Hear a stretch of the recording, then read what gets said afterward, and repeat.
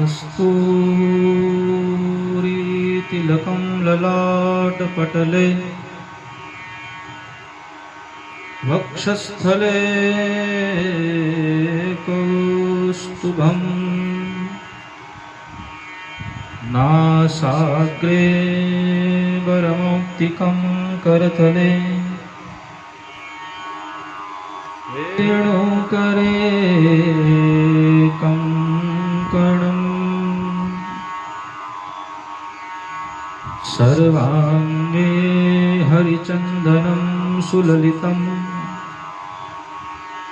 कंठे च मुक्तावली गोपस्त्री परिवेष्टितो विजयते गोपाल चूड़ामणि श्रृंगारिकाधीश की जय। यमुना मैया की जय। भागवत महापुराण की जय। सभी को मेरा जय श्री कृष्ण, राधे राधे। यह बात आज मैं सबके सामने रख रहा हूँ इस वीडियो के माध्यम से। श्रीमद् भागवत कथा, राम कथा, शिव कथा, व्यासपीठ पर बैठकर गाई जाने वाली कोई भी कथा, उसके अपने नियम हैं। कथा का वक्ता कैसा है, व्यासपीठ की कुछ मर्यादा है, कुछ नियम है।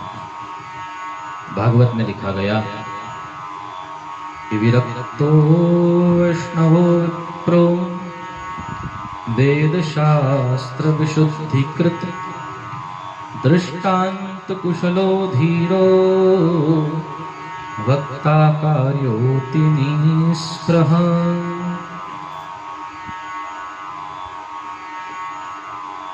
कथा का वक्ता ब्राह्मण हो, विरक्त हो, सन्यासी हो या कोई विप्र हो, वैष्णव विप्र हो।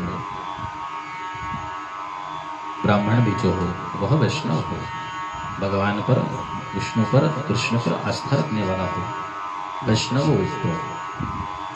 वेद शास्त्र विशुद्धिकृत दृष्टांत कुशलो धीरो वक्ता कार्योति निःस्पृह। कईयों ने कथा को बिजनेस बना लिया कि बस कथा करना है। ज्ञान देने का, ज्ञान लेने का अधिकार सबको है, लेकिन केवल व्यासपीठ पर बैठकर यदि कोई सकाम संकल्प है आपका, आप यदि अपने पितरों के मोक्ष के लिए कथा करवा रहे हैं, मन की प्रसन्नता के लिए कथा करवा रहे हैं, घर की शांति के लिए कथा करवा रहे हैं, तो विशेष ध्यान रखें कि वक्ता जो हो उसका चयन अच्छे से करें। वक्ता ब्राह्मण होना चाहिए। ब्राह्मणों से मुखमासित। क्यों? क्योंकि ब्राह्मण जो है वो भगवान का मुख है। ब्राह्मण भगवान का मुख है, इसलिए भगवान की कथा जो है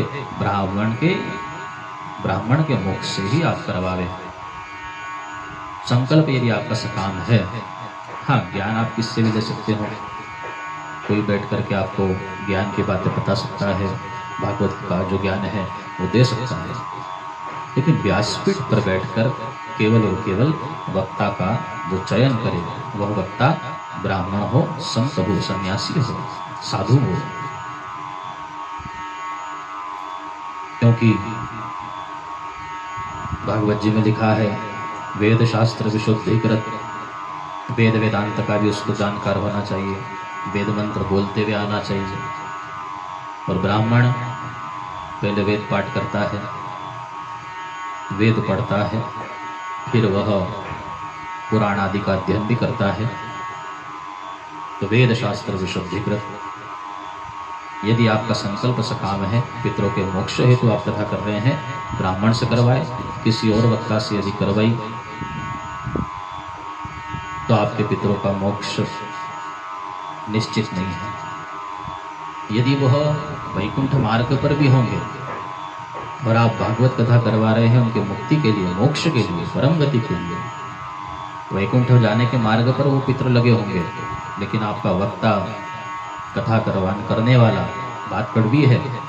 कोई जातिवाद नहीं है, कोई धर्मवाद नहीं है, लेकिन जिसको जो कार्य दिया है वही करना चाहिए। आपका वक्ता ब्राह्मण नहीं है तो आपके जो पितृ है वह फिर अधोगति को प्राप्त हो जाते हैं, नरक चले जाते हैं, उनकी मुक्ति नहीं हो पाती।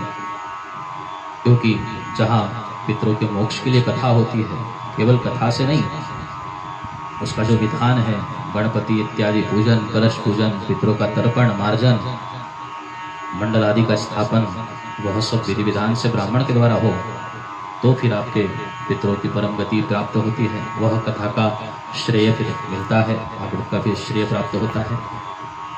इसलिए विशेष रूप से इस बात का ध्यान रखें कि कथा वक्ता जो हो, पहली शर्त है ब्राह्मण हो, ब्राह्मण से आप कथा करवावें।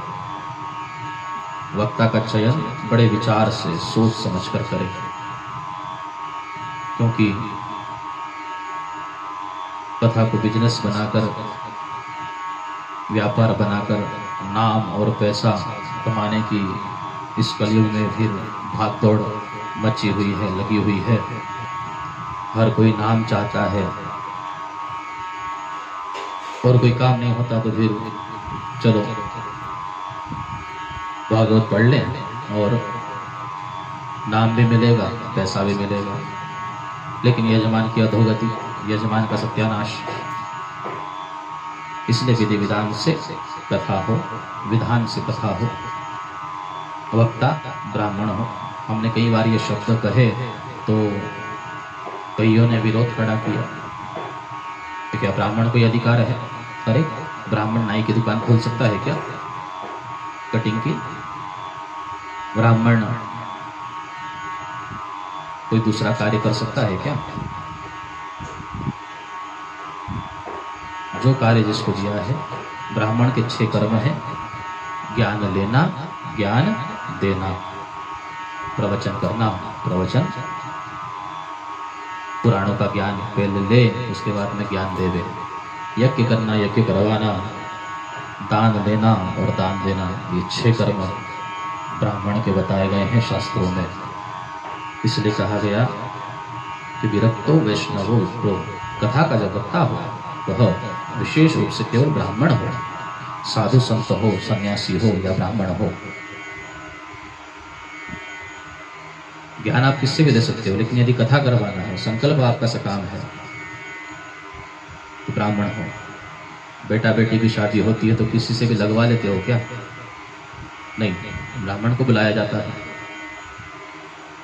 आशीर्वाद देने की जो ताकत है वो ईश्वर ने ब्राह्मणों को प्रदान की है। जाति कोई छोटी नहीं है, लेकिन हर जाति को एक गुण दिया है, हर धर्म को एक गुण दिया है, वैसे ही ब्राह्मण को भी एक गुण दिया है, आशीर्वाद देने का, कथा सत्संग प्रवचन भगवान की कथा गाने का। ये श्रेय ब्राह्मण को भगवान ने प्रदान किया है, इसलिए विशेष ध्यान रखें, खास करके यजमान लोग। कईयों को हमने कहा तो बस सुनते हैं और भूल जाते हैं, इधर से सुना इधर से निकाल दिया। नहीं, आपका संकल्प अधूरा रहेगा, आपके पितरों की गति नहीं होगी। यदि पितृमोक्ष है तो कथा करवा रहे हैं, आपका वक्ता ब्राह्मण नहीं है तो आपके पितरों की गति अच्छी होने वाली भी होगी तो भी नाश हो जाएगा, सत्यानाश।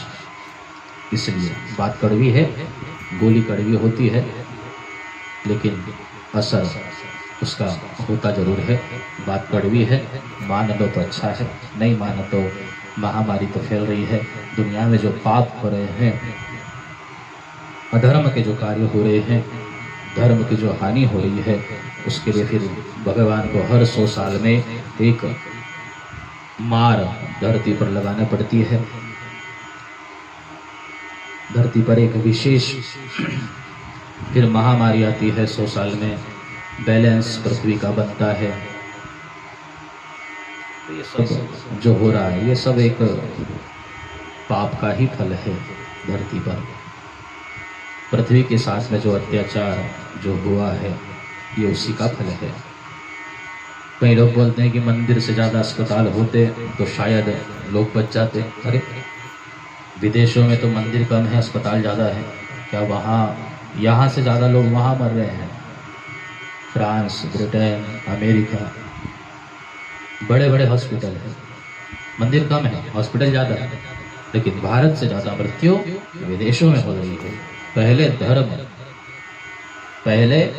धर्म, इसके बाद कर्म।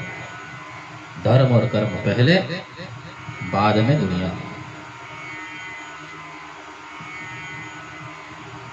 मंदिर ज्यादा होते तो धर्म ज्यादा हो जाते।